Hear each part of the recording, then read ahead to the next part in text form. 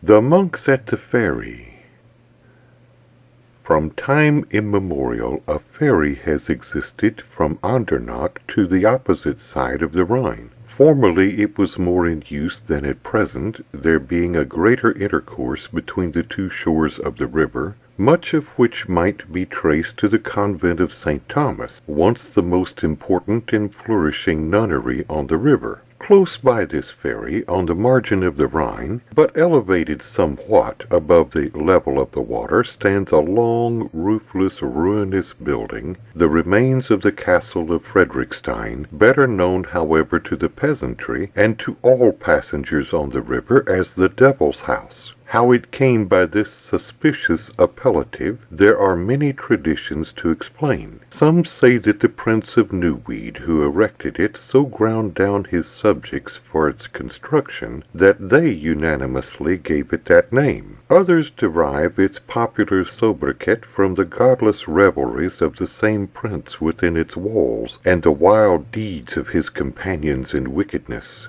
while a third class of local historians insist upon it that the ruin takes its name from the congregation of fiendish shapes which resort there on special occasions, and the riot and rout which they create in the roofless chambers, reeking vaults, and crumbling corridors of the desolate edifice. It is to this ruin and of the adjacent ferry that the following legend belongs. It was in the time when the celebrated convent of St. Thomas over Andernach existed in its pristine magnificence, that late on an autumnal night the ferryman from that city to the Devil's House on the other side of the river, who lived on the edge of the bank below the ruins of the ancient palace of the kings of Austrasia, when accosted by a stranger who desired to be put across just as the man was about to haul up his boat for the day. The stranger seemed to be a monk, for he was closely cowled and gowned from head to foot in the long, dark, flowing garb of some ascetic order. "Halloa, ferry!" he shouted aloud as he approached the shore of the river. "Halloa! Here, ahoy! Here, most reverend father," answered the poor ferryman. "What would ye have with me?" "I would that ye ferry me across the Rhine to yonder shore of the river," replied the monk. "I come from the convent of St. Thomas, and I go afar on a weighty mission. Now be ye quick, my good friend, and run me over." "Most willingly, reverend father," said the ferryman. "Most willingly. Step into my boat, and I'll put you across the current in a twinkling." The dark-looking monk entered the boat, and the ferryman shoved off from the bank. They soon reached the opposite shore. The ferryman, however, had scarce time to give his fare a good evening ere he disappeared from his sight in the direction of the Devil's House. Pondering a little on this strange circumstance, and inwardly thinking that the dark monk might as well have paid him his fare, or at least bade him good night before he took such unceremonious leave, he rowed slowly back across the stream to his abode at Andernach. "Halloa, ferry!" once more resounded from the margin of the river as he approached. "Halloa! Here, ahoy!" responded the ferryman, but with some strange sensation of fear. "What would ye?" He rowed to the shore, but he could see no one for a while, for it was now dark. As he neared the landing place, however, he became aware of the presence of two monks, garbed exactly like his late passengers, standing together, concealed by the shadow of the massive ruins. "Here, here!" they cried. "We would ye would ferry us over to the yonder shore of the river," said the foremost of the twain. "We go afar on a weighty errand from the convent of St. Thomas, and we must onwards this night. So be up quick, friend, and run us over soon." "Step in, then," said the ferryman, not over-courteously, for he remembered the trick played on him by their predecessor. They entered the boat, and the ferryman put off. Just as the prow of the boat touched the opposite bank of the river, both sprang ashore, and disappeared at once from his view, like him who had gone before them. "Ah!"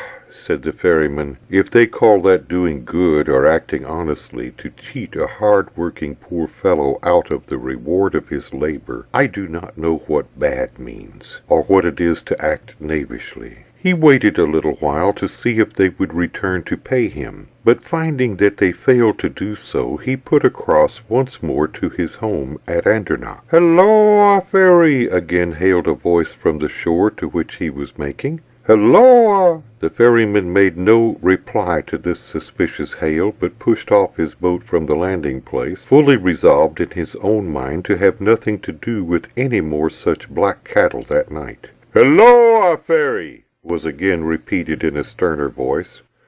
"Art dead or asleep?" "Here, ahoy!" cried the fisherman. "What would you?" He had thought of passing downwards to the other extremity of the town, and there mooring his bark below the place she usually lay in, lest any other monks might feel disposed to make him their slave without offering any recompense. He had, however, scarcely entertained the idea when 3 black-robed men, clothed as the former, in long flowing garments, but more closely cowled, if possible, than they, stood on the very edge of the stream and beckoned him to them. It was in vain for him to try to evade them, and as if to render any effort to that effect more nugatory, the moon broke forth from the thick clouds, and lit up the scene all around with radiance like day. "Step in, Holy Father, step in, quick!"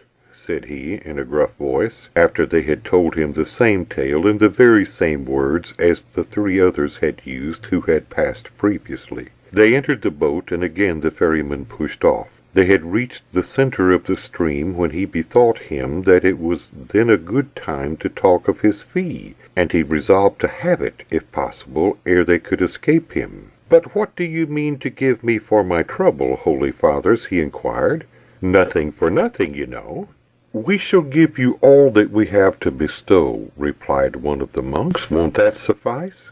"What is that?" asked the ferryman. "Nothing," said the monk who had answered him first. "But our blessing," interposed the second monk. "Blessing? Bah! That won't do. I can't eat blessings," responded the grumbling ferryman. "Heaven will pay you," said the third monk. "That won't do either," answered the enraged ferryman. "I'll put back again to Andernach." "Be it so," said the monks. The ferryman put about the head of his boat and began to row back towards Andernach as he had threatened. He had, however, scarcely made 3 strokes of his oars when a high wind sprang up, and the waters began to rise and rage and foam like the billows of a storm-vexed sea. Soon a hurricane of the most fearful kind followed and swept over the chafing face of the stream. In his 40 years' experience of the river, the ferryman had never before beheld such a tempest, so dreadful and so sudden. He gave himself up for lost, threw down his oars, and flung himself on his knees, praying to heaven for mercy. At that moment 2 of the dark-robed monks seized the oars which he had abandoned, while the third wrenched one of the thwarts of the boat from its place in the center. All 3 then began to belabor the wretched man with all their might and main, until at length he lay senseless and without motion at the bottom of the boat. The bark, which was now veered about, bore them rapidly toward their original destination. The only words that had passed on the occasion were an exclamation of the first monk who struck the ferryman down. "Steer your boat aright, friend," he cried, "if you value your life, and leave off your prating. What have you to do with heaven, or heaven to do with you?" When the poor ferryman recovered his senses, day had long dawned, and he was lying alone at the bottom of his boat. He found that he had drifted below Heimerstein, close to the shore of the right bank of the river. He could discover no trace of his companions. Without much difficulty he rowed up the river and reached the shore. He learned afterward from a gossiping neighbor that as the man returned from Newweed late that night, or rather early the next morning, he met, just emerging from the Devil's House, a large black chariot running on 3 huge wheels, drawn by 4 horses without heads. In that vehicle he saw 6 monks seated vis-à-vis, apparently enjoying their morning ride. Driver, a curious-looking carle with a singularly long nose, took, he said, the road along the edge of the river, and continued lashing his 3 coal-black, heedless steeds at a tremendous rate until a sharp turn hid them from the man's view.